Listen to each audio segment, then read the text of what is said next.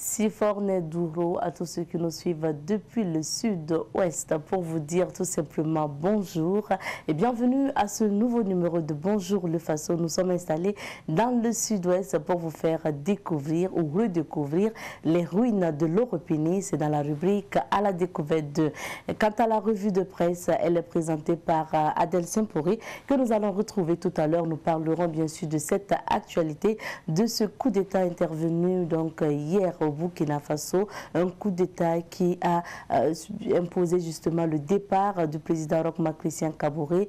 Donc les militaires sont de retour au pouvoir, nous en parlons dans la revue de presse. Et notre invité du jour est M. Claude Rwamba, journaliste et analyste sportif. Nous parlerons Cannes 2022 et nous parlerons bien sûr donc de la prestation des étalons à cette Cannes Cameroun 2021. Alors dans la chronique Un œil sur la société avec Serge Youssef Ouedraogo, nous nous intéressons aujourd'hui à la qualité des eaux en sachet. Oui, nous buvons l'eau en sachet. Qu'en est-il de sa qualité? Nous en parlerons avec Serge Youssef Ouedraogo. Installez-vous confortablement. Nous démarrons l'aventure tout de suite et maintenant et direction les ruines de l'Oropénie.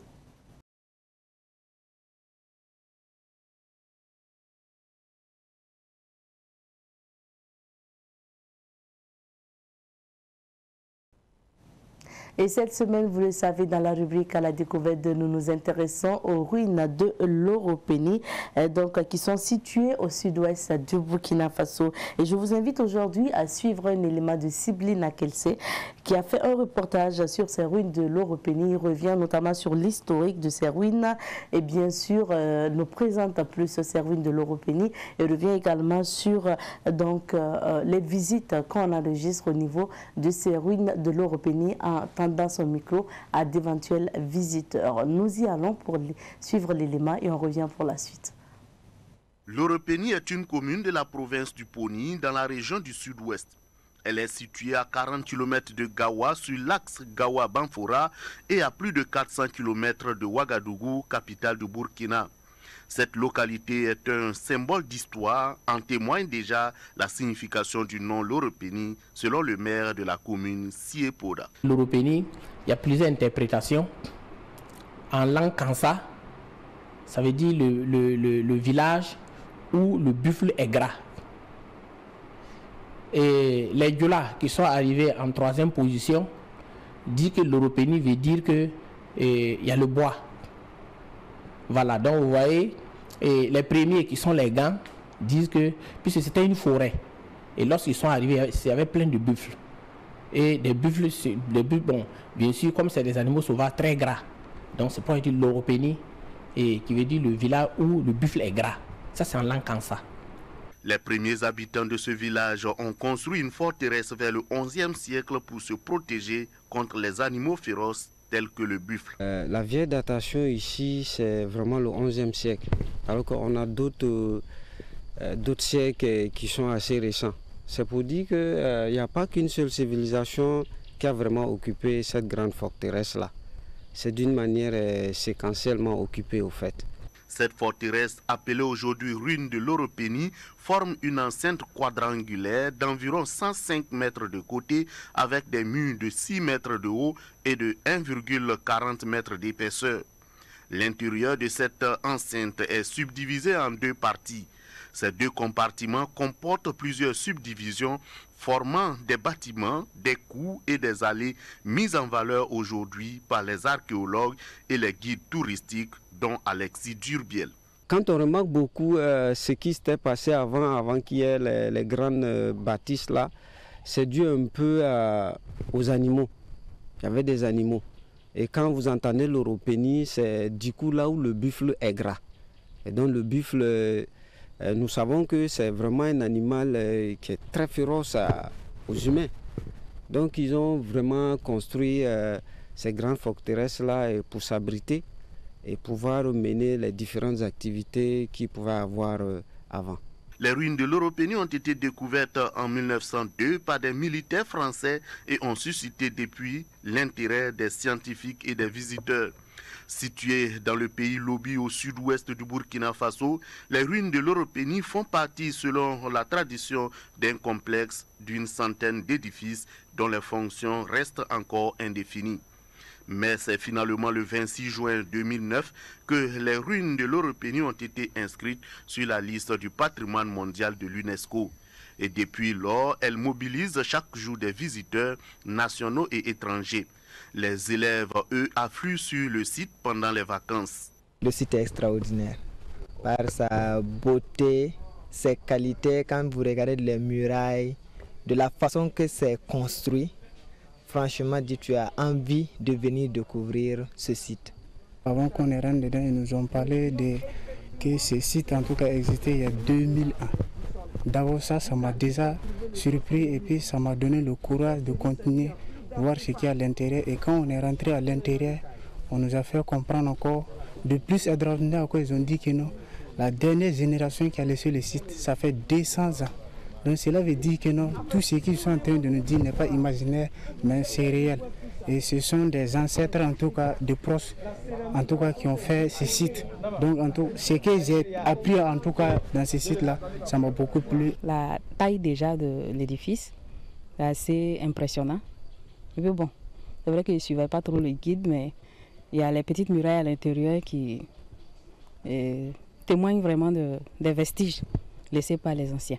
C'est vrai qu'en tant que Burkinabé et puis bon, ressortissant du sud-ouest, on n'a pas trop l'habitude de sortir, mais bon, c'est vraiment une expérience extraordinaire. Malgré l'importance du site, son accès est difficile. 10 ans après son inscription sur la liste de l'UNESCO, les logements font défaut à l'Europénie. Les ressortissants de la commune de l'Europénie déplorent l'impraticabilité des routes et l'absence d'hôtels sur place. Pour être sincère, beaucoup d'activités n'ont pas été menées. On n'a pas vu l'émergence d'une chaîne hôtelière parce qu'il y a désormais les ruines de l'Europénie. On n'a pas vu se développer un grand restaurant parce qu'il y a des ruines de l'Europénie. On n'a pas vu un transport qui s'est développé pour faciliter l'arrivée à l'Europénie. Et au niveau de l'État aussi, je crois que l'un des critères même de maintien, c'est l'accessibilité. C'est-à-dire si un site est classé, il faut qu'on puisse aller visiter. C'est-à-dire qu'il faut une route. Jusque-là, la route n'a pas été faite. C'est vrai qu'on a promis que le tronçon Gawa-Banfora sera bitumé, mais nous pensons qu'il fallait une mesure spécifique pour l'Europénie. C'est-à-dire faire le bitume Gawa-l'Europénie en attendant d'avoir le financement pour le reste. L'Européenie est un cas particulier, il faut un traitement particulier. Actuellement, la voie n'a pas été bitumée. Les logements, on ne peut pas, les étrangers ne peuvent pas venir dormir ici, visiter.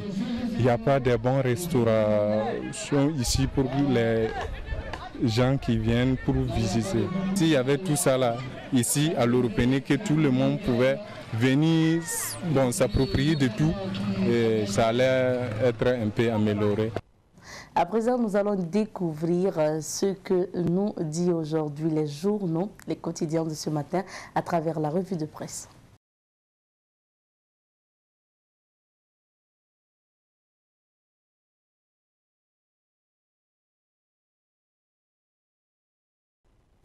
Et pour la revue de ce matin, du moins, nous recevons Adèle Saint-Poré. Bonjour Adèle et bienvenue. Bonjour Abzeta, bonjour à tous ceux qui nous suivent. Et bien sûr, nous imaginons que tous les quotidiens nous parlent aujourd'hui de ce coup d'État au Burkina Faso. Comme on le dit dans le jargon journalistique, un seul titre à la une de l'actualité. Et bien sûr, c'est le coup de force de l'armée qui fait la une de pratiquement tous les journaux. C'est donc l'actualité, le chou gras des quotidiens. Et bien pour découvrir les titres, nous commençons à découvrir la une de l'Express du Faso édité à Bobo-Dioulasso. Situation politique au Burkina comme si on était au Mali. Burkina-Tunisie en quart de finale, un face-à-face qui rappelle 2017. Coup d'État dans l'espoir d'une solution antiterroriste. Et puis la chronologie des événements, qui est le nouvel homme fort, situation nationale, le MPSR, pour remettre le pays sur le droit chemin. Affaire Abdoulaye Soro Idrissa Ganamé, le dossier doit encore attendre. Retour à Ouagadougou pour voir la une du journal Le Pays. Coup d'État au Burkina. Le nouvel homme fort du Burkina s'appelle Paul-Henri Damiba. Quel lendemain pour notre pays? Le pays s'interroge. Retour des coups d'État en Afrique de l'Ouest. Faut-il s'en inquiéter? Le pays pose toujours la question. Toujours à la une, Maître Guy Hervé Cam, coordonnateur du mouvement Sens. Si on pense que c'est le Conseil supérieur de la magistrature qui doit mettre en œuvre l'opération main propre, on va vers un échec programmé. Prolifération des OSC au Burkina, il est temps de mettre de l'ordre dans le milieu. Dans la rubrique Révélation, situation sociopolitique au Burkina, 2 vols de Air France sur Ouaga annulés. Que dit l'observateur Palga à propos de cette actualité? Eh bien, l'Obs pose une question. Qui est le nouvel homme fort du Burkina Faso? Vous avez à la une de l'observateur Palga la photo de Henri Sandaogo Damiba. Eh bien, Aïwa. L'observateur Palga en parle dans sa rubrique Regard sur l'actualité. Coup d'État au Burkina, pourquoi nous avons pris le pouvoir? Ouagadougou, entre inquiétude et insouciance, la CEDEAO et l'UA condamnent ce qu'en pensent des citoyens.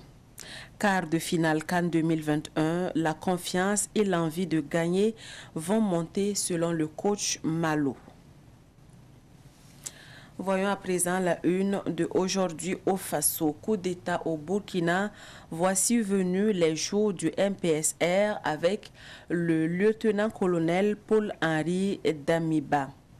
Putsch au Burkina Faso, la FAIB, la Fédération des associations islamiques du Burkina, dément avoir reçu les putschistes. Toujours à la une de aujourd'hui au Faso, Ouagadougou, au lendemain de la mutinerie, plusieurs édifices restent fermés. Coup d'État, Lassina Zerbo, Bala Sakandé et plusieurs ministres se réfugient à la gendarmerie. Qui est Paul-Henri Sandaogo Damiba? BioExpress dans les colonnes de aujourd'hui au Faso. Et ça est fini pour la lecture des unes. Merci bien Adèle. Et comme tu l'as dit à l'entame de cette lecture donc des différentes unes, un seul titre à la une de cette édition, ou en tout cas qui fait l'actualité. Il s'agit notamment de ce coup d'État ou coup de force en tout cas au Burkina Faso, le MPSR. Le MPSR donc prend le pouvoir au Burkina Faso. C'en est donc fini pour le règne du président Roch-Marc Christian Kaboré. Le président qui n'aurait pas eu le temps de terminer son deuxième mandat, qu'il a commencé à peine. Et donc, depuis hier après-midi, sinon pratiquement en début de soirée, c'est le MPSR qui commande maintenant le Burkina Faso. Pour combien de temps, on ne sait pas encore. Tout compte fait, hier, les nouveaux putschistes ont fait une déclaration que les Burkinabés ont attendu pratiquement toute la journée d'hier, parce que ce qui était présenté comme une mutinerie depuis dimanche est finalement passé à un coup de force. On a vu le ministre, désormais ministre de la Sécurité, qui parlait sur les antennes de la RTB Télé qu'il s'agissait d'un groupe de militaires qui manifestaient leur mécontentement et qui réclamaient un certain nombre de choses que lui-même n'a pas détaillées sur les antennes de la télévision nationale. Et au cours de la journée de dimanche, les tirs se sont poursuivis. Pratiquement la nuit, les tirs se sont poursuivis encore. Et lundi, la situation était toujours confuse. Et donc hier, toute la journée, on ne savait pas quelle est la situation exacte. Hier, autour de 17h30, on a pu finalement savoir qui était au devant de la situation, quel visage allait donc se mettre au devant de la scène après les derniers événements développés au Burkina Faso. Eh bien, celui qui pilote désormais le pays s'appelle le lieutenant-colonel Paul-Henri Sandaogo Damiba.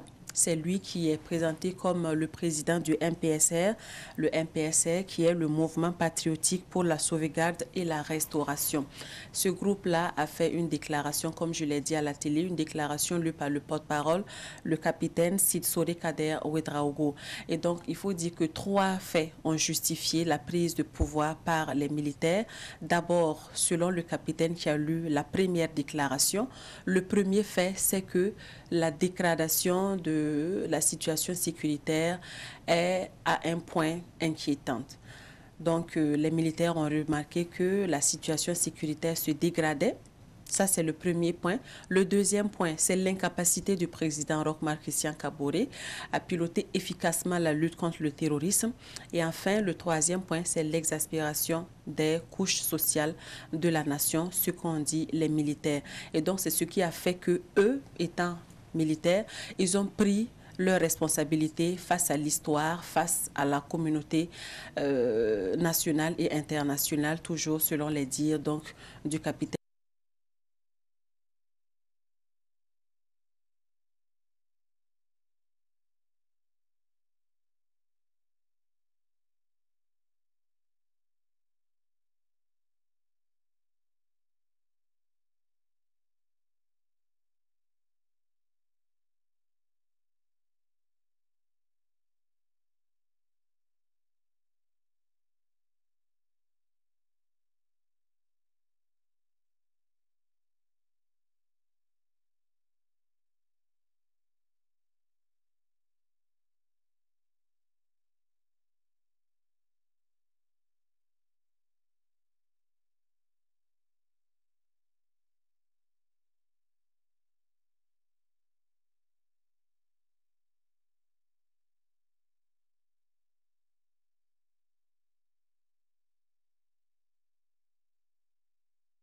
Roch-Marc Christian Kaboré et des membres du gouvernement. Il n'y a pas eu de violence selon leur dit et ils promettent un calendrier raisonnable pour le retour à l'ordre constitutionnel normal.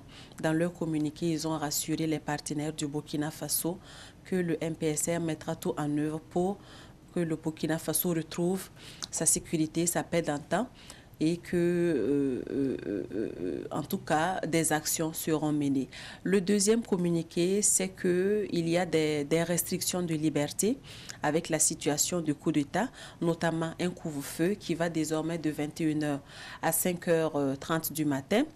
Et à 5 heures du matin, oui, parce que le premier couvre-feu instauré par le gouvernement de Roch-Kaboré, c'était de 20h à 5h30. Mais les nouveaux horaires du couvre-feu, c'est 21h à 5h du matin. C'est le couvre-feu. Ensuite, il y a que la Constitution est suspendue, il y a que le gouvernement est dissous, il y a que l'Assemblée nationale est dissoute et désormais, ce sont les secrétaires généraux des différents ministères qui vont piloter les activités, les dossiers en instance en attendant donc changement ou jusqu'à nouvel ordre. Donc voici présenter la situation. On est maintenant situé sur ce qui se passait au Burkina. Les derniers événements ont eu leur développement et c'est le lieutenant-colonel Paul-Henri Sandaogo Damiba qui pilote désormais le Burkina Faso. Et qui est-il? En tout cas, on a une certaine bio-express de l'homme. On sait que récemment, il a même été nommé par le président Roch-Kaboré, puisqu'il était jusque-là le chef de corps du 30e régiment de commandement, d'appui et de soutien basé au camp Babassi à Ouagadougou. Et il était aussi donc le commandant de la 3e région militaire qui couvre la zone de Ouagadougou, de Koudougou, de Fadangoma et de Manga après les récents événements de Inata. Donc c'est quelqu'un qui était vraiment proche du président Kaboré qui a fait le coup de force. Et Henri Sandaogo, c'est un officier supérieur de l'armée burkinabé âgé de 41 ans. Il est de la 92e promotion du PMK. Il est aussi de la 7e promotion de l'Académie militaire Georges Namoiano de Pau. Et il est aussi un ancien élément du RSP, l'ex-garde prétorienne de Blaise Compaoré. Et après les mutineries de 2011, il a été affecté à Dori comme commandant du 11e régiment d'infanterie commando. Après Dori, il est passé à Wayuguya comme commandant du 12e régiment d'infanterie commando. à Ouadjouya. Il faut dire aussi que c'est un auteur puisqu'il a à son actif un livre qui traite de la question sécuritaire, précisément de la question du terrorisme. Et son livre est intitulé « Armée ouest africaine et le terrorisme, réponse incertaine, point d'interrogation ». C'est l'intitulé de son livre. Disons également que le lieutenant-colonel Henri Sandaogo Damiba est surnommé l'armée par ses frères d'armes du fait de sa rigueur dans la gestion militaire. Donc il faut dire que c'est quelqu'un qui est vraiment imprégné des questions de sécurité, des questions de défense, qui prend les rênes du Burkina Faso pour la gouvernance. Donc on espère que, vu son expérience, vu ses capacités de gestion, vu, le Burkina Faso sortira de la crise sécuritaire. Et je pense que c'est ce que demandent les Burkinabés. C'est la crise sécuritaire qui était sur toutes les lèvres depuis maintenant plusieurs années.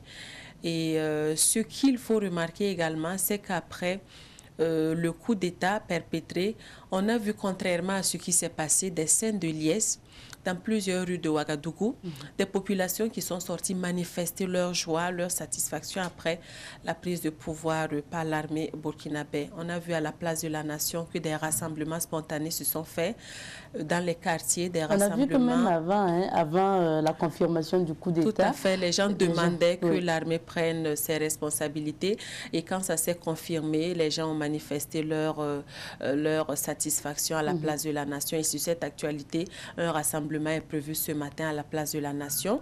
Je pense que ce sont des leaders d'OSC qui ont lancé l'appel pour que les citoyens puissent exprimer leur gratitude, selon eux, à l'armée burkinabé qui a décidé de faire face à cette situation. Donc, appréciation, certains aussi désapprouvent, comme il fallait s'y attendre, des OSC qui applaudissent parce qu'ils demandaient depuis longtemps le départ du président Kaboré. À l'actif, au rang donc de ces OSC, on a le mouvement Sauvons le Burkina Faso qui avait sonné la mobilisation en novembre passé pour demander la démission du président Kaboré et qui a aussi manifesté le samedi dernier pour demander encore la démission du président Kaboré. Donc c'est avec satisfaction que cet OSC-là a appris donc le renversement du pouvoir. Avant même la confirmation, cet OSC était déjà contente de savoir que l'armée a décidé de prendre ses responsabilités. Mais en face, on a des OSC également qui condamnent ce coup d'État. À l'image du brassard noir qui était un peu plus proche du pouvoir de Roch Kaboré, le brassard noir qui estime que c'est un recul démocratique que les militaires ont fait. C'est un recul de plusieurs années en arrière, un coup d'État dans un processus démocratique contre un président démocratiquement élu, et le brassard noir a condamné. Il y a également des partis politiques qui applaudissent, des partis comme le FPR de Dr Aristide Ouedraogo, mais avant que ces partis-là n'applaudissent, des partis politiques avaient décidé déjà, avant les événements de ce week-end-là, de se démarquer des actions de la majorité présidentielle et ils ont annoncé leur démission de la majorité présidentielle. Donc, condamnation, appréciation, tous les côtés, on a des groupes qui soutiennent ou qui désapprouvent ce coup de force.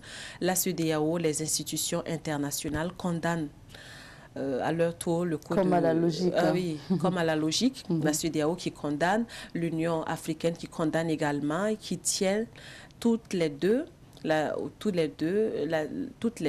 CEDEAO et l'Union africaine qui tiennent l'armée burkinabé responsable de la dégradation de la situation sociopolitique au Burkina Faso, qui tiennent également l'armée responsable de la santé, de l'intégrité physique du président Roch Kaboré et des membres de ses gouvernements. Dans leurs communiqués respectifs, toutes les deux institutions avaient demandé à l'armée de rejoindre les casernes, de retourner dans les casernes et d'engager un dialogue avec les autorités afin de trouver donc une porte de sortie à la crise qui se présentait. Mais je pense que c'était déjà trop tard parce que le coup de force avait déjà été consommé.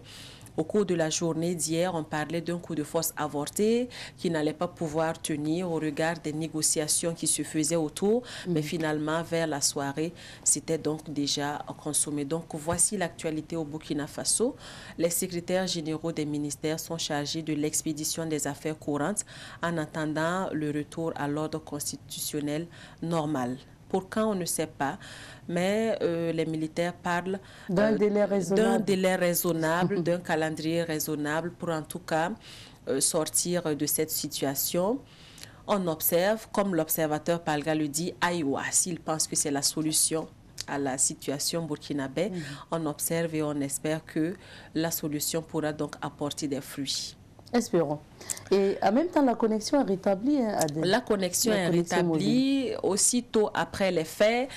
La connexion mobile, les données mobiles fonctionnaient depuis hier nuit pratiquement. Vous pouvez en tout cas utiliser vos données mobiles pour vous connecter via les réseaux sociaux. Donc, la connexion est rétablie. Ce qu'il faut préciser ici, Abzita, c'est que jusque-là, on n'a pas la position exacte du président Roch-Marc Christian Kaboré. La junte a parlé d'un lieu sûr pour Roch Kaboré, ses proches et certains membres de son gouvernement. Mais pour le moment, on ne sait pas où il est. Est-ce qu'il est hors du Burkina? Est-ce qu'il est dans une résidence surveillée? En tout cas, au cours de la journée, on a vu des informations qui faisaient état d'une exfiltration faite par la gendarmerie nationale. Les premières informations qui circulaient faisaient cas de son arrestation. Mais après, cette information a été balayée par une autre information disant qu'il a été exfiltré par la gendarmerie nationale, la gendarmerie qui est sa garde. Voilà. Et donc, on ne sait pas où est Roch-Marc Christian Kaboré. D'autres informations également qui circulaient sur les réseaux sociaux faisaient cas de son exfiltration vers un autre pays parce que des hélicoptères survolaient pratiquement dans la soirée de dimanche jusqu'à pratiquement dans la matinée de lundi. Et donc, ces informations-là disaient qu'il a été convoyé vers un autre pays. Mais on n'a pas la certitude, on n'en sait rien. Certainement, au cours des jours à venir, on aura de plus amples informations sur ce fait-là. Donc, voilà ce qu'on pouvait dire sur cette actualité.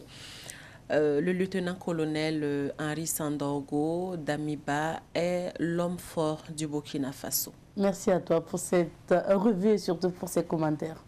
Merci à toi. Très belle journée à toutes et à tous. Merci. Et c'est ici qu'on s'arrête pour la revue de presse. Mais l'émission Bonjour le Faso se poursuit. Nous raccompagnons Adèle avec la météo du jour. Nous poursuivons avec cette émission. Dans la rubrique Invité du jour, nous parlons aujourd'hui de la CAN, la Coupe d'Afrique des Nations 2021 au Cameroun.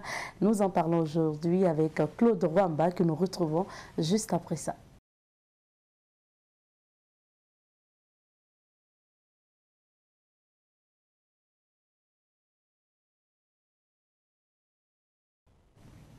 Aujourd'hui, nous recevons pour vous Claude Rwamba, journaliste sportif, analyste sportif, pour justement parler de la CAN et surtout de la prestation des étalons du Burkina à la CAN 2021 au Cameroun, même si ça se joue justement en 2022.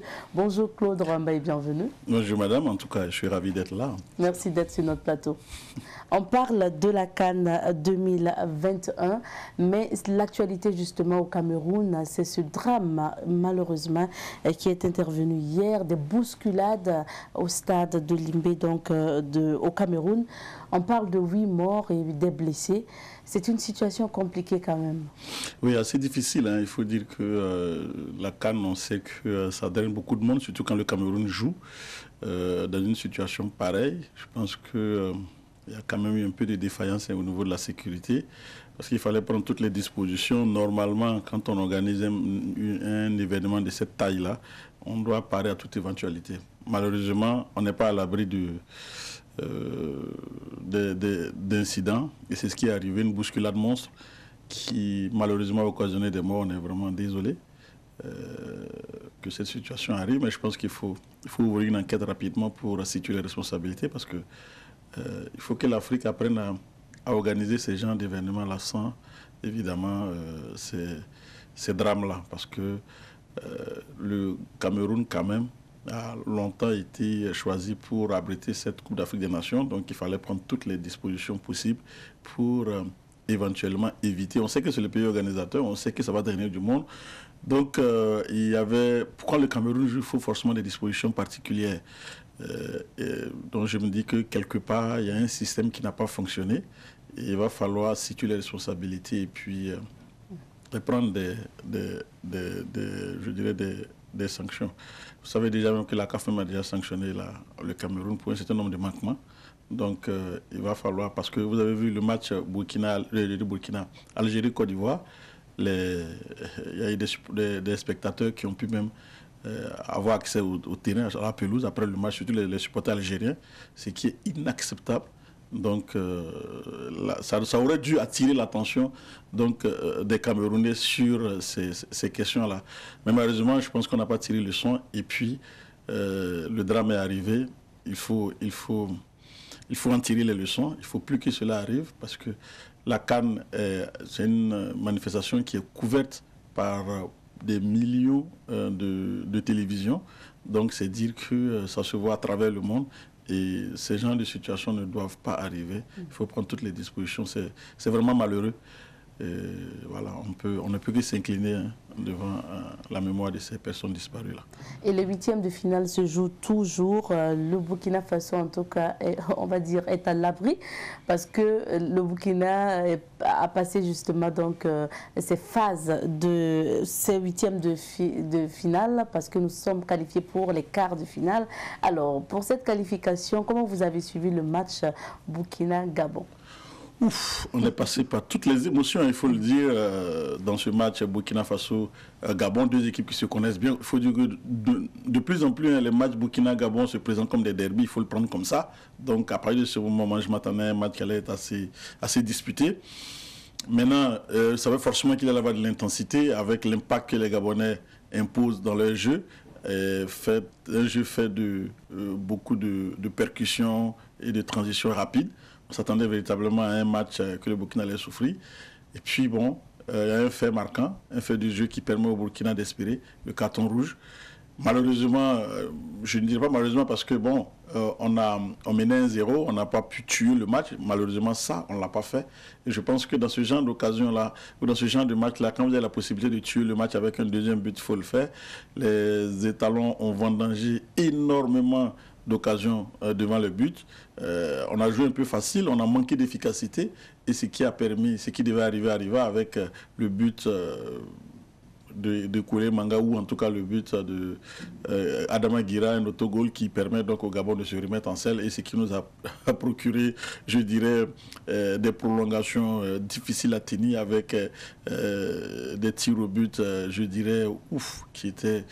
Ah oui, c'est vraiment avec la chance, hein, il faut le dire, c'est un peu ça, quand ça arrive au tir au but, c'est vrai qu'il y a le talent des joueurs, mais il y a également aussi ce facteur chance là aussi qu'il faut prendre en compte. Et évidemment, on a eu la chance parce que le joueur camerounais touche l'équerre du poteau, et le ballon ressort, et puis bon, Ismaïla Ouedraogo permet au Burkina donc d'accéder en quart de finale. Bon, il faut dire, hein, quand on est en compétition, on n'est pas forcément, on va pour gagner, donc on n'est pas forcément beau, on ne veut pas forcément être les adeptes de Pep Guardiola, mais il faut aussi dire que l'essentiel pour nous c'était de gagner, c'est pas de participer, c'est de gagner. Et quand on a une équipe qui est taillée pour aller loin, je pense qu'il y a aussi cette chance-là qui est là, et le Burkina Faso a quand même cette chance-là. Je me rappelle en 92, quand la Côte d'Ivoire a remporté la CAN, la Côte d'Ivoire n'a pas été une équipe flamboyante. Elle a joué elle est partie avec des prolongations de tirs au but jusqu'à remporter la finale. Donc c'est un match de coupe. À partir des 8e de finale, ça devient un match de coupe. Donc c'est l'équipe qui s'organise mieux, l'équipe qui est forte mentalement, qui au finish l'emporte. Et c'est ce que le Burkina a fait. C'est au mental que ça s'est joué. Après, dans le contenu, on peut toujours en discuter. Il y a toujours des réaménagements à faire. Mais l'essentiel est là, le Burkina a gagné et je pense que c'est ce qu'il faut retenir. Ce fut un match du moins difficile et on sait qu'il y a beaucoup de supporters sur les réseaux sociaux qui n'ont pas du tout laissé les joueurs burkinabés, surtout ce pénalty raté donc, de Bertrand Traoré. Les gens en ont parlé vraiment. pour certains supporters, les Burkinabés ont eu quand même beaucoup d'occasions. Ils pouvaient quand même tuer le match, comme vous l'avez dit.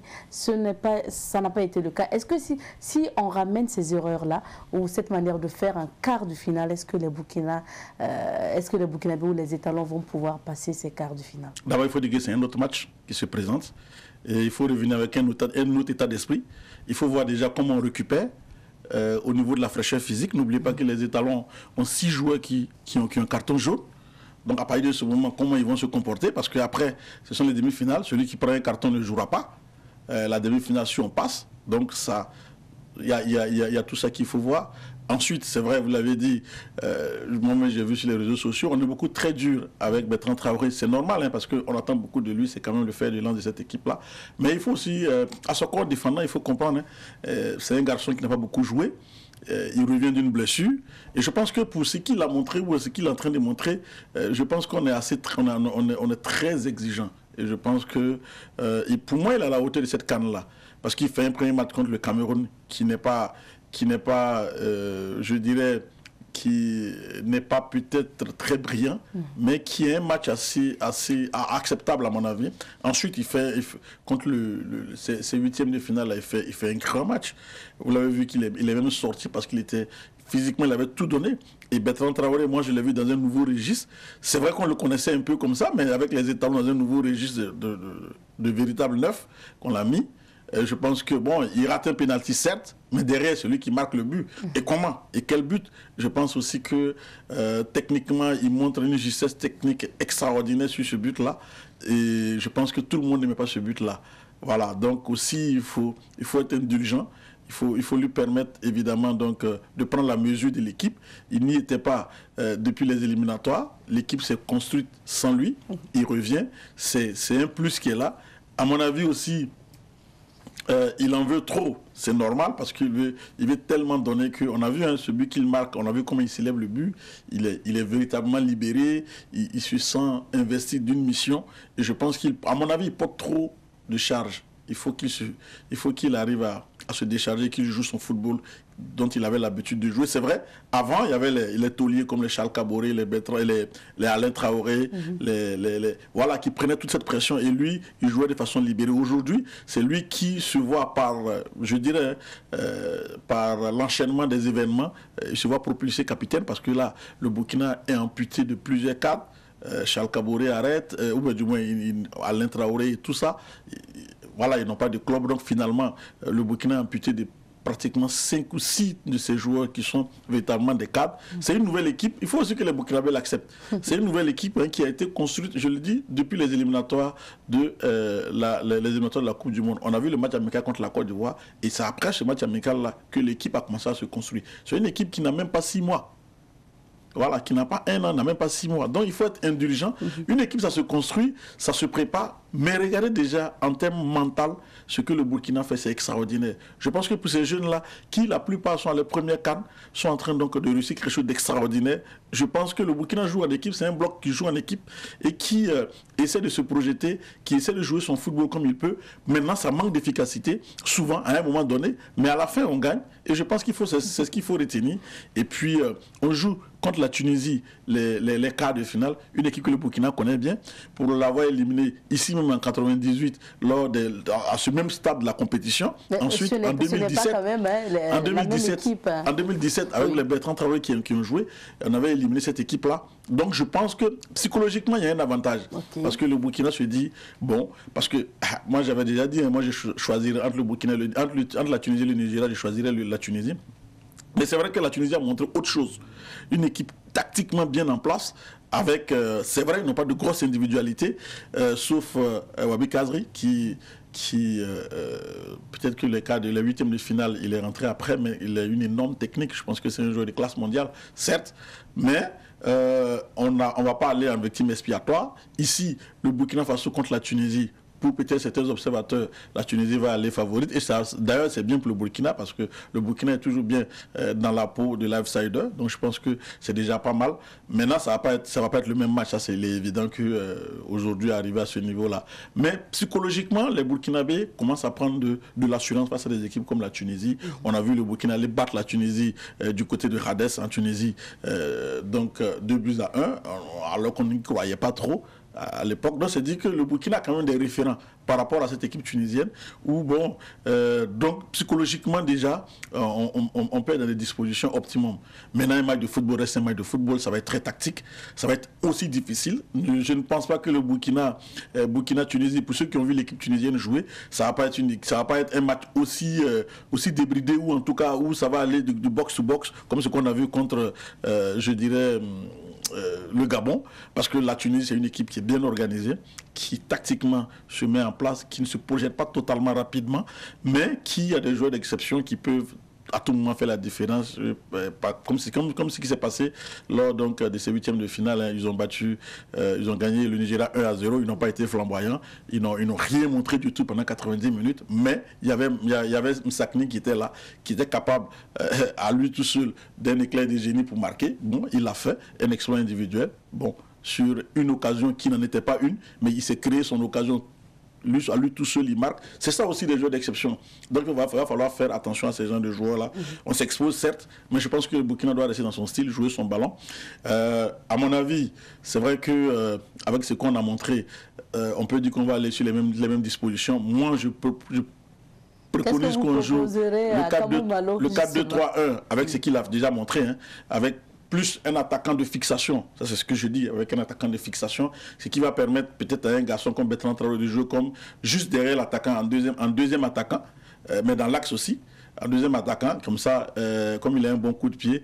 Mais ça c'est moi qui le dis, je ne suis pas l'entraîneur, mais c'est ce que je vois. Maintenant, on a vu que Bertrand Traoré sur le côté n'est pas forcément à l'aise. On l'a vu hein, lors de ces huitièmes de finale où il a beaucoup permuté avec Dango Ouattara donc, pour se retrouver en véritable neuf. Donc il était très à l'aise. Donc il aime ce poste-là, c'est un poste de prédilection pour lui. Ben, je pense qu'il faut le lui donner. C'est vrai qu'en club, il n'a pas l'occasion de jouer donc, comme neuf ou deuxième attaquant. Souvent, il est sur le côté pour pouvoir rentrer et puis frapper. Mais là, il a la possibilité d'aller sur je dirais, une position de prédilection qu'il affectionne. Ben, il faut le lui donner. Et voilà, je pense aussi que Bertrand Traoré n'est pas le seul. On a vu hein, cette équipe du Burkina qui est capable, hein, dans une certaine mesure de résilience par rapport à tout ce qu'ils ont connu comme adversité. Voilà, ils jouent et tout le temps, le Burkina arrive hein, face à cette adversité-là à pouvoir être résilient. Et c'est ce qui est important. Pendant l'échauffement, ils perdent l'un des cadres de la défense, Issoufou Dayo. Je pense que tout le monde n'arrive pas à être résilient à ce niveau-là, mais le Burkina l'a fait. Je pense qu'il faut aussi tenir compte de ça. Il faut regarder cette équipe-là et puis faire confiance en ces jeunes-là et faire confiance à l'entraîneur Kamou Malo. On ne le dit pas assez, on ne valorise pas nos expertises, mais c'est le premier entraîneur national qui arrive à ce stade de la compétition. Aucun Burkinabé l'a fait. Aucun Burkinabé l'a fait. Il faut le valoriser. Je vois beaucoup qui critiquent. Oui, c'est vrai. Il peut avoir péché par, je dirais, son coaching. Mais ce que les gens ne disent pas, le coaching qu'il fait en faisant rentrer Dango Ouattara d'emblée comme titulaire, mais ce coaching-là, il est gagnant. Parce que le Burkina marque après sur des actions de Dango Ouattara qui a montré qu'il a souhaité que c'est un très bon joueur. Ça, c'est le choix du coach. Ça, on n'en parle pas. Ensuite, il fait rentrer Smaïla Ouedraogo en deuxième mi-temps. Et en fait, pour pouvoir gérer la situation, c'est vrai qu'on est derrière, on encaisse, mais c'est Smaïla Ouattara qui met ce dernier pénalty qui permet au Burkina de se qualifier. Voilà, ça, on n'en parle pas. Le coaching gagnant, on n'en parle pas. On dit non, il a fait des erreurs. Non, je pense qu'en matière de choses, il faut aussi avoir donc, de la capacité de pouvoir analyser les situations. Voilà, vous jouez avec des milieux de terrain qui ont tous des cartons jaunes.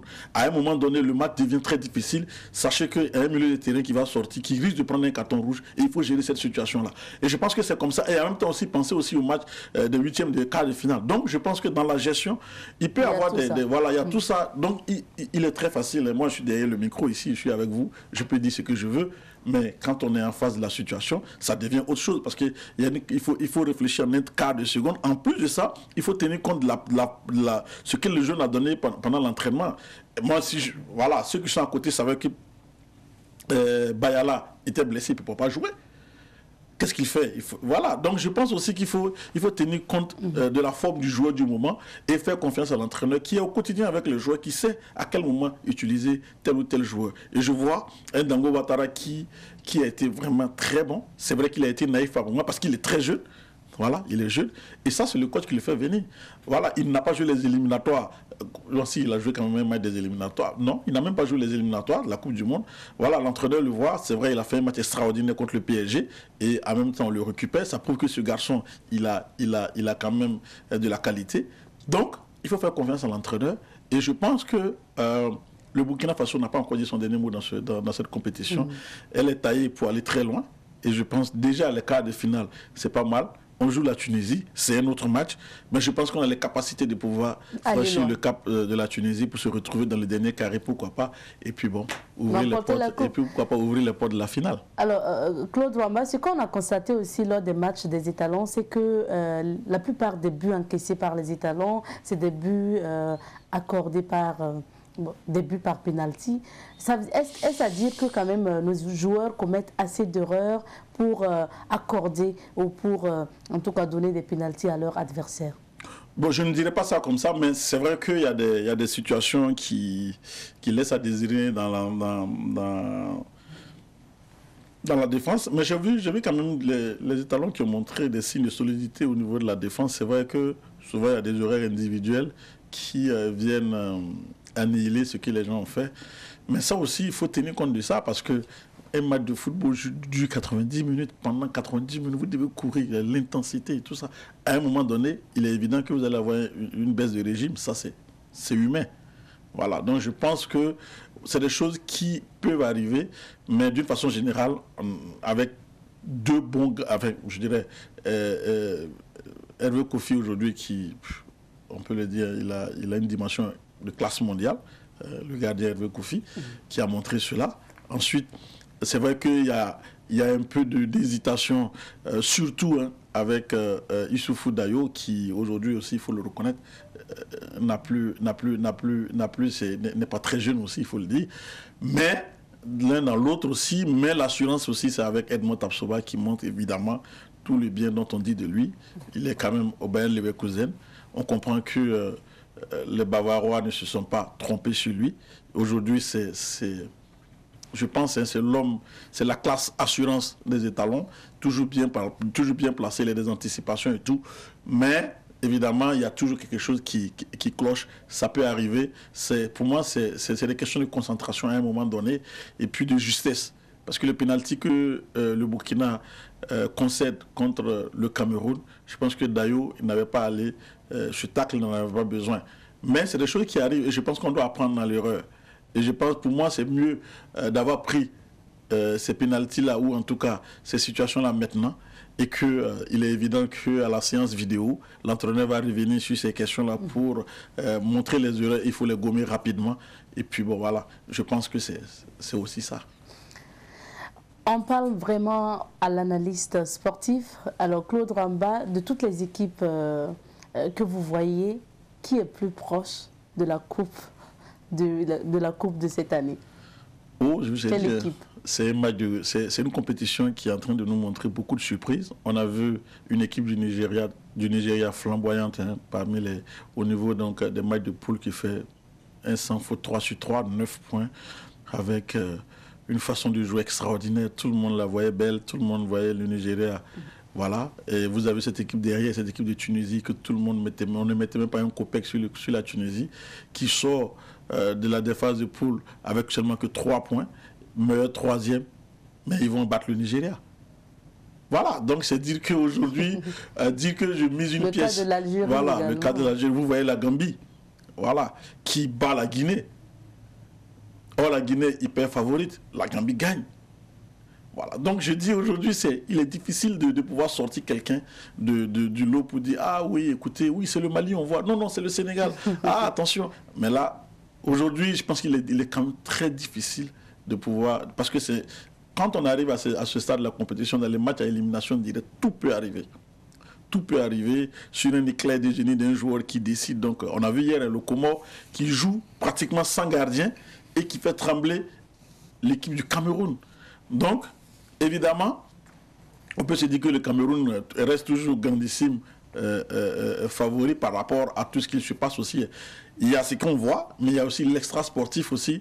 Même si on dit de se concentrer sur le sportif, mais il y a des questions quand même qui demeurent par rapport à cette équipe camerounaise, par rapport donc à la question de la Covid, par rapport donc aux décisions d'arbitre, des arbitres quand le Cameroun joue. Donc je pense qu'il y a toutes ces questions-là qu'il faut se poser et je pense que la CAF doit être un peu plus regardante. C'est vrai que les Camerounais ont cette façon, je dirais, ils ont cette manière dans la communication d'être très agressifs et de montrer que bon, voilà, mais à un moment donné, il va falloir dire stop.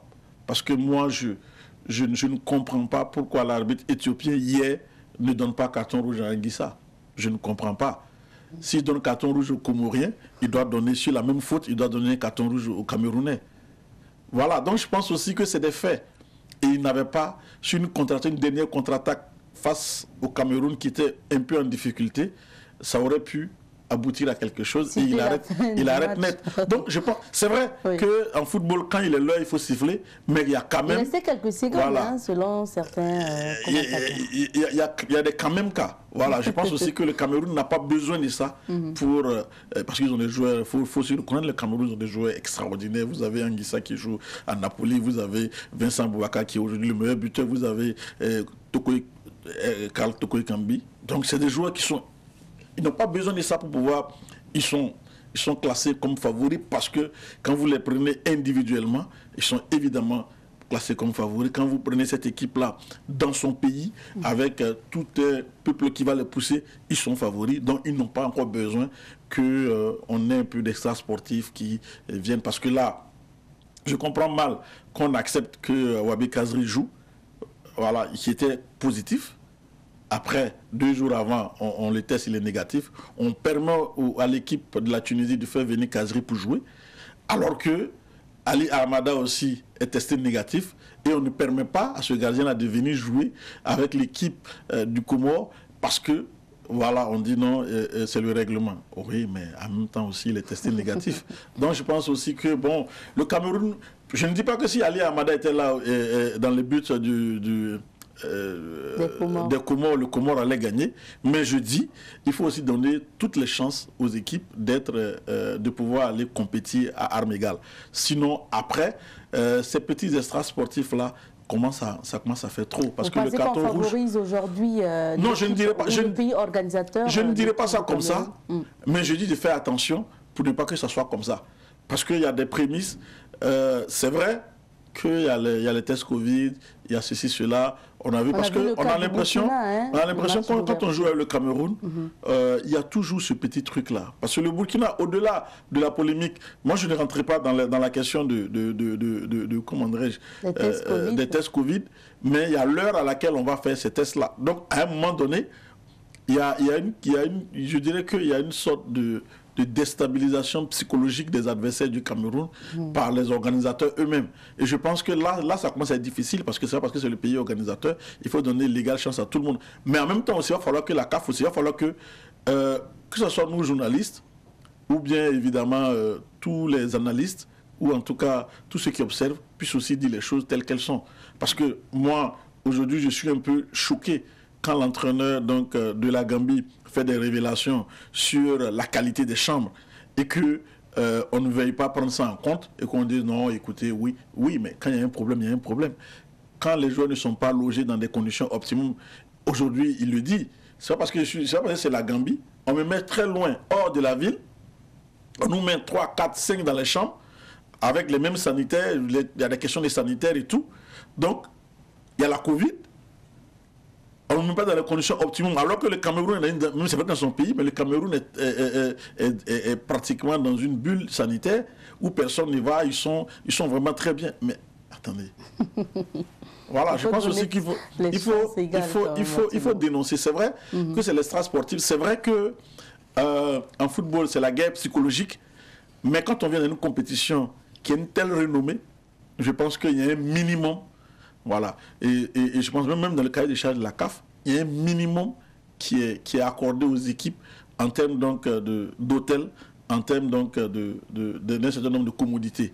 Voilà. Aujourd'hui, si vous voyez qu'on a suspendu le stade du 4 août, c'est parce que ça ne répond pas à un certain nombre de commodités que une équipe quitte, je ne sais pas, au Bangladesh ou aux États-Unis ou voilà, en Allemagne, qu'elle vienne du moins et qu'elle se retrouve dans les mêmes commodités comme si elle était du côté donc en Allemagne. Donc c'est un peu ça. Moi je dis, mais malgré tout, les Africains sont extraordinaires. Je pense qu'il y a une capacité de résilience qui permet donc aux gens donc de pouvoir... voilà, la Gambie est là. Et j'espère, hein, à mon avis, j'espère que la Gambie va donner une leçon de réalisme au Cameroun lors des quarts de finale, parce que je ne pense pas que le Cameroun... Si le Cameroun pense être tombé sur une équipe qui, c'est vrai, est à sa première participation, mais quand vous regardez l'organisation de l'équipe gambienne, je pense qu'elle va créer d'énormes difficultés à l'équipe camerounaise, parce que la Gambie est certes... Parce que moi, je vois la Gambie comme le Burkina Faso en 2013. Quand je regarde cette équipe de la Gambie, je vois le Burkina Faso en 2013. Parce que c'est exactement la même organisation. Et ça concerne tout le monde. C'est l'équipe qui a joué avec tous les joueurs gambiens ont joué. Tous ceux qui sont partis en Gambie ont joué, sauf le garçon, sauf le troisième gardien. Ça veut dire que, et c'était exactement ça, le Burkina Faso, c'est un seul joueur en 2013 qui n'a pas joué. Voilà, donc quand je regarde la Gambie, tout le monde est concerné. Et je pense qu'à ce moment-là, ça va être difficile pour une équipe comme le Cameroun de pouvoir... Si, je pense et j'espère que l'arbitrage, parce que c'est une équipe qui se regroupe très vite et qui se projette vite devant, avec un joueur de qualité qui est devant, je pense, Moussa Baro, qui a une qualité extraordinaire, qui est capable de déstabiliser n'importe quelle défense. Donc, en ce moment-là, je ne pense pas que le Cameroun... C'est vrai, il se réjouit parce qu'il tombe sur une équipe qui est novice, c'est la première participation à la CAN. Mais attention, cette équipe de Gambie là, peut créer vraiment la grosse sensation lors de cette Coupe d'Afrique des Nations. Et bien entendu, les étalons, pourquoi pas à la dernière marche. Ah oui. Nous espérons donc notre temps d'entretien est terminé. Claude Roiman, on revient aux étalons pour finir. Les quarts de finale, c'est pour bientôt. Donc, quel message pour l'équipe qui est en place au Cameroun et pour l'entraîneur également, Kamou Malo? Je ne sais pas si ce que je vais dire vont m'entendre, mais dans tous les cas, je pense qu'il faut rester concentré sur son sujet. Je pense qu'il faut rester dans sa bulle de compétition, ne faire abstraction de ce qui se dit à l'extérieur et de rester concentré sur l'essentiel. C'est vrai que c'est l'équipe je dirais de la Tunisie, mais c'est une équipe qu'on connaît très bien pour avoir joué. Mais attention, la vérité d'hier n'est pas forcément celle d'aujourd'hui. Donc, c'est la vérité du match. Le jour J, il va falloir être prêt pour pouvoir donc aller chercher cette victoire, une victoire pour le peuple, hein, parce qu'avec avec ce que le Burkina Faso vit en ce moment, je pense que un peu de joie, un peu de bonheur ne ferait pas de mal, je pense. Et je sais que ces joueurs-là ont cette capacité de pouvoir se sublimer face à la situation. Ils le savent très bien. Parce que jouer cette Coupe d'Afrique et arriver à ce niveau de la compétition, aux portes des demi-finales et pourquoi pas de la finale, donc ça se dit que, surtout pour ces joueurs-là, c'est inédit. Ça n'arrive pas tout le temps. La CAN se joue chaque 2 ans. Donc autant bondir sur l'occasion maintenant que de regretter après. Et je dis, il faut donner tout, il faut jouer tout pour ne pas regretter. Même si à la fin, on ne gagne pas, mais on a le sentiment d'avoir tout donné et qu'on est tombé sur peut-être plus fort que nous. Mais je ne pense pas que cette équipe de la Tunisie est vraiment plus forte que le Burkina Faso. Merci au vu de ce que j'ai vu en tout cas. Merci Claude Roamba. Rappelons que Claude Roamba est journaliste et analyste sportif. Et nous parlions des sorties donc des étalons, la prestation des étalons à la CAN 2021 au Cameroun. Et puis bien sûr de la Coupe d'Afrique des Nations en général. C'est ici qu'on s'arrête pour notre entretien de ce jour. Et pour accompagner notre invité, puisqu'on a parlé de football, allons-y en musique, donc pour valoriser encore nos étalons. Pour la suite de cette émission, vous le savez, chaque mardi, vous avez droit à votre chronique Un œil sur la société avec Serge Youssef Ouedraogo que nous retrouvons juste après le jingle.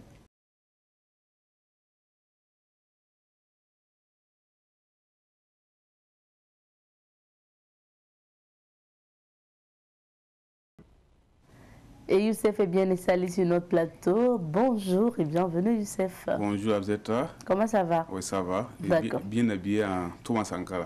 Merci beaucoup.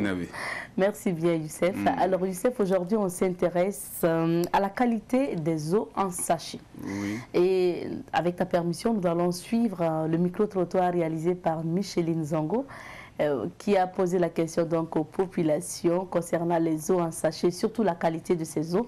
Nous partons pour suivre les avis des populations et on se retrouve juste derrière pour les commentaires. En tout cas, il y a des eaux telles que Babali et Idéal. Ça, en tout cas, ça passe. Mais maintenant, bon, il y a des gens qui fabriquent, comment on appelle ça, ils mettent de l'eau dans des sachets là. Ça ne répond pas à l'hygiène sanitaire, vous voyez. Une fois même, nous sommes allés payer de l'eau avec une dame là, il y avait des grains de sable là-dedans. Vous voyez que ça ne le fait pas. C'est un peu bizarre quoi. Le problème d'eau au Burkina, c'est un problème très délicat. Nous assistons très souvent à la coupure d'eau. Vous voyez, c'est un peu compliqué quoi. Ouais. Mais maintenant, bon, vous voyez, bon, l'État c'est nous, donc on doit travailler en tout cas les conditions dans lesquelles voilà, nous vivons s'améliorent quoi. C'est pas qu'ils ne font pas leur travail, seulement on peut pas tout vérifier aussi. Il y a ça aussi qui est là. Oui. Par exemple, nos frères qui vivent dans les no-lotis, moi-même je ne suis pas loin du no-loti, donc forcément ils vont consommer ce genre d'eau là. Bon, pour éviter tout ça, il va falloir que, bon, peut-être des campagnes de sensibilisation concernant l'eau, les maladies. Maintenant, bon, ça qui se lève, ça part, ça achète la machine, ça vient, ça tape l'eau d'une manière, bon. Souvent, vraiment, c'est pas facile. Donc, il faudrait vraiment que, bon, les autorités essayent de voir qu'est-ce qu'ils peuvent faire comme ça. Parce qu'en réalité, on connaît Babali, on connaît Idéal, on sait que, bon, c'est des eaux, ouais, que, bon, beaucoup de gens s'utilisent, quoi. Parce que c'est fiable, puis c'est bon. Mais maintenant, les gens se permettent encore de créer encore autre chose, voilà. Donc l'eau vient et puis bon, les gens achètent aussi sans s'en rendre compte.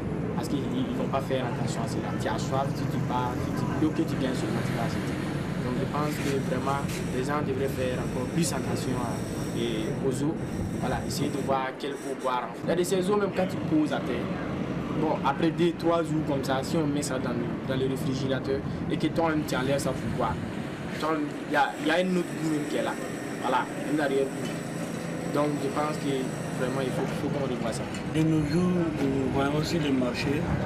Il y a différentes qualités d'eau en sachet en vente. Mais la plupart du temps, bon, la qualité reste à désirer. Voilà, mais bon, il y a d'autres aussi qui respectent vraiment les normes sanitaires. Des fois, quand on regarde même les moisissures dans l'eau, et puis la couleur même de l'eau, voilà, on peut savoir si c'est de la qualité. Par exemple, même si c'est de la qualité, si ça dure au soleil, le soleil peut avoir des impacts sur la qualité. C'est à l'autorité de prendre ses responsabilités, faire un contrôle à tout moment et en tout lieu pour qu'on puisse éviter ces désagréments. Nous disons merci à Micheline Zango pour cet élément et merci aux populations pour leur avis. Alors Youssef, on parle des eaux en sachet, surtout de leur qualité. Alors quand on parle d'eau en sachet, il y a quand même au moins deux types. Il y a quand même l'eau en sachet attachée notamment par les femmes qui justement puisent l'eau du robinet, qui attachent avec des sachets simples. Mais il y a l'eau en sachet aussi donc que des petites industries confectionnent et donc mettent dans des sachets donc emballés. Alors il y a quand même deux types, on va le dire, mais qu'en est-il de la qualité concernant ces deux types d'eau? Il faut dire déjà que on savait qu'avant, c'était la première proposition dont vous voyez parler là. On attachait, voilà, on part acheter les châssis et on vient, on va au robinet, on enlève l'eau avec les seaux et on vient, on attache et on met dans les différents frigos. Et maintenant, avec l'avènement des industriels qui ont essayé de moderniser un peu l'eau en châssis, donc c'est deux types d'eau que nous buvons sont sur le marché. Mais la qualité aussi reste à désirer. À certaines fois que vous payez les eaux dont on dit que c'est conditionné un peu modernes là, il y a des problèmes. Il y a des problèmes. Parce que on doit tirer ces différents boissons que nous buvons là, des fourrages. Mais on voit qu'il y a d'autres même qui vont directement au robinet. Donc ça ne résout pas le problème. Ça ne résout pas le problème plutôt. Voilà, c'est pas au robinet. C'est des fourrages qu'on doit creuser et installer un truc semi-industriel là pour pouvoir puiser de l'eau et puis pouvoir conditionner. Mais on constate qu'il y a certains qui font chez eux même à la maison avec du matériel déjà acheté qu'on peut fabriquer. Même l'eau en sachet industriel là, il y a des gens qui utilisent l'eau du robinet. Donc vous voyez que c'est pas la qualité. Même l'eau, c'est juste l'emballage qui change. Même l'eau du robinet, même souvent il arrive même que quand vous puisez l'eau et vous mettez dans des barriques pendant un bout de temps, 2-3 jours là, vous sentez que à l'intérieur là, il y a des résidus. Donc c'est pas la qualité aussi.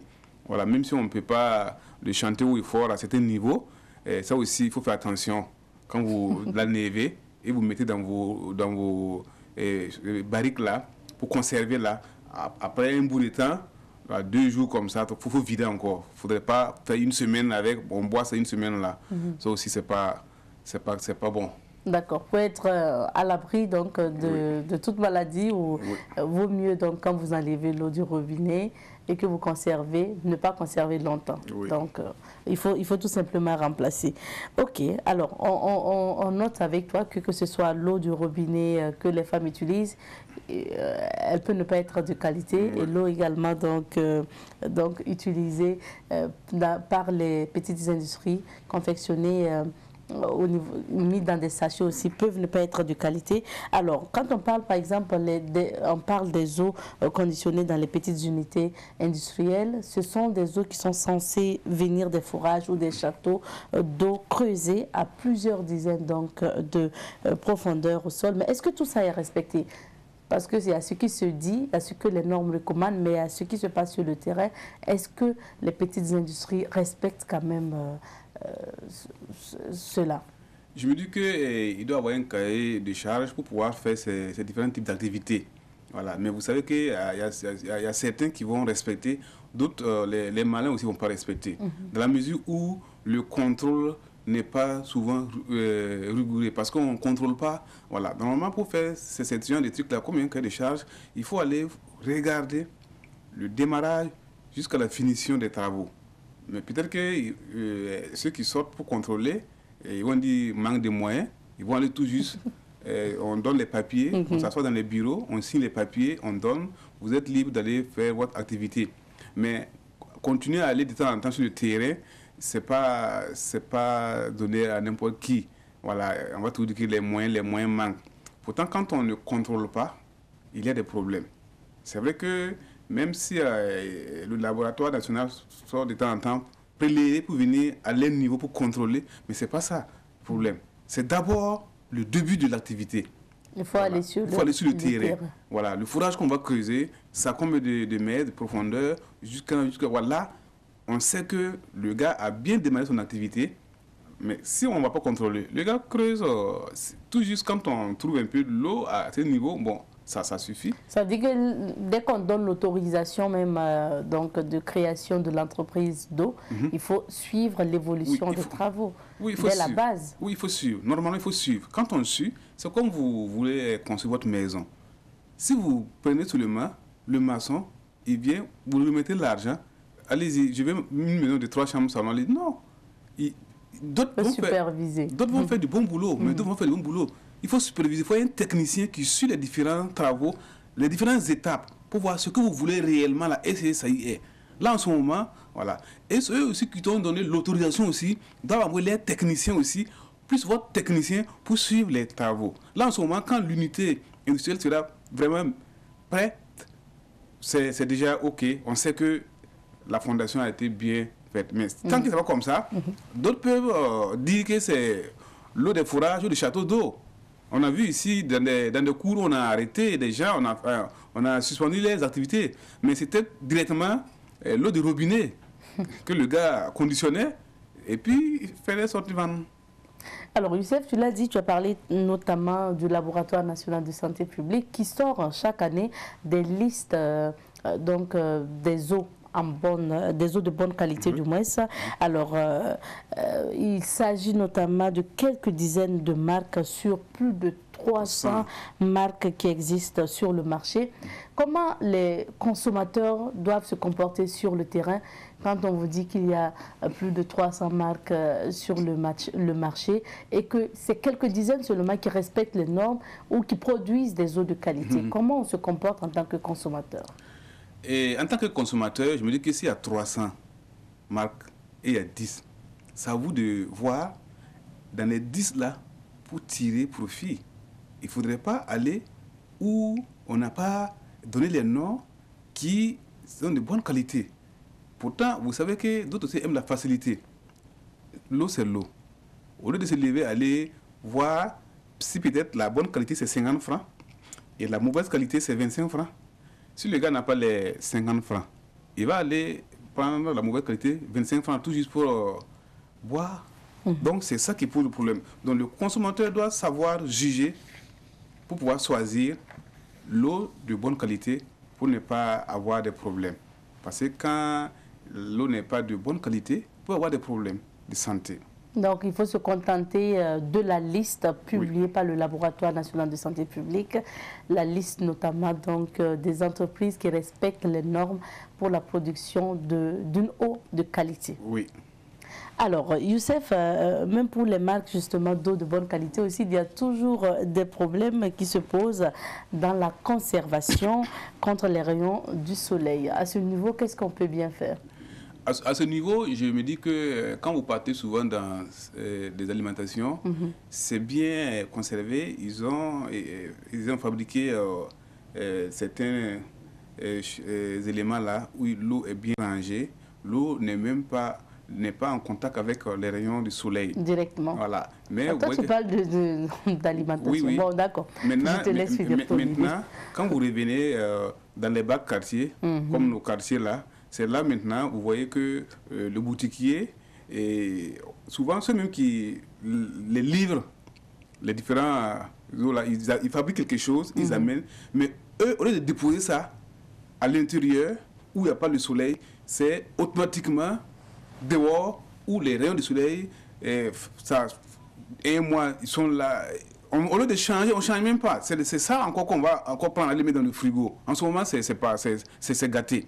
Donc, vous voyez, donc c'est la population aussi qui doit essayer de voir quand vous allez arriver pour acheter de l'eau. Et c'est conditionné, c'est posé dehors, et le soleil est en train de frapper ça. Il ne faudrait pas acheter. Donc, il faut maintenant sélectionner les points de vente. Oui. Bon, choisir en fait où acheter son eau. Oui, il faut Parce que choisir. souvent aussi, quand c'est exposé au soleil pendant longtemps, pendant des jours et des mois, ça veut dire que l'eau perd sa qualité. Ça perd sa bonne qualité. Il faut choisir le bon endroit. Oui. Maintenant, tu l'as dit, hein, dans les alimentations, peut-être ils ont assez d'espace, ils peuvent mieux protéger leurs marchandises en général. Mais dans les quartiers quand même... où il y a peut-être des petites boutiques de 6 tôles, de 8 tôles, c'est pas évident donc d'avoir de l'espace nécessaire pour protéger donc l'eau. Ça aussi, c'est un autre problème. Bon, on choisira tout simplement. Oui, c'est un autre problème, c'est la volonté. Même si vous avez 8 tôles, vous pouvez protéger votre marchandise. Voilà, pourquoi ils ne font pas sortir ce qui est à l'intérieur là pour mettre... hors de la boutique. Parce qu'ils savent que si on ne protège pas ça, les gens ne vont pas venir acheter. Donc l'eau aussi peut protéger l'eau. D'accord. Alors, Youssef, depuis un mois, donc, le ministère de la Santé a changé de dénomination. Maintenant, on va parler de l'ancien ministère de la Santé parce qu'on est vraiment dans un autre registre, dans une nouvelle ère. Oui. Alors, donc, l'ancien ministère de la Santé avait changé de nom pour s'appeler maintenant ministère de la Santé, de l'hygiène publique et du bien-être. Alors, en principe, qu'est-ce que ce ministère aussi pouvait apporter de nouveau ou doit apporter en ce qui concerne la qualité des eaux au Burkina? Ok, excusez. Quand on parle de l'hygiène ici et du bien-être, c'est que ce ministère-là doit aller en contact de la population, les sensibiliser par rapport à l'hygiène. L'hygiène même d'abord. Voilà. Et quand il y a l'hygiène, il y a le bien-être. Si vous n'êtes pas propre, je crois que vous serez malade. côté sanitaire. Mais s'il y a déjà la sensibilisation, le ministre doit prendre son bâton pour aller vers la population. Surtout comme il y a des associations, il travaille sur certaines associations, pour qu'on puisse savoir que quand on dit hygiène, voilà ce qu'on doit faire. Quand on dit bien-être, voilà ce qu'on doit faire. En ce moment, la population va savoir que, vu la situation, chacun doit se mettre au sérieux pour respecter les consignes qu'on va donner pour pouvoir être en bonne santé. Parce qu'aujourd'hui, vous voyez que le problème de santé, ça pose beaucoup de dégâts. Voilà. Quand vous êtes malade, vous ne pouvez pas aller travailler. C'est de l'argent que vous allez faire sortir pour payer les produits.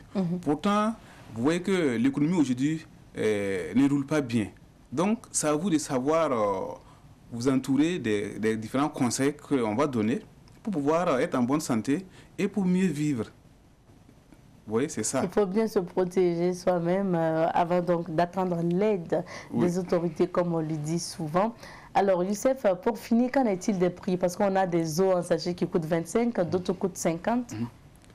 Oui, les prix, je me dis que c'est par rapport aussi au volume et la quantité que chaque promoteur fixe son prix en collaboration avec, surtout avec le ministère du commerce. Je me dis qu'il ne fixe pas les prix là comme ça. Quand vous prenez les eaux, vous savez, la quantité diffère aussi des prix. Maintenant, chacun va à sa bourse. Si je peux acheter 25, j'achète aussi 50. C'est en fonction des moyens. Merci Karsama, notre temps est terminé. Merci également aux fidèles téléspectateurs de cette émission et merci à l'équipe de réalisation et de production. Rendez-vous demain, mercredi, pour d'autres aventures de Bonjour le Faso. On se dit que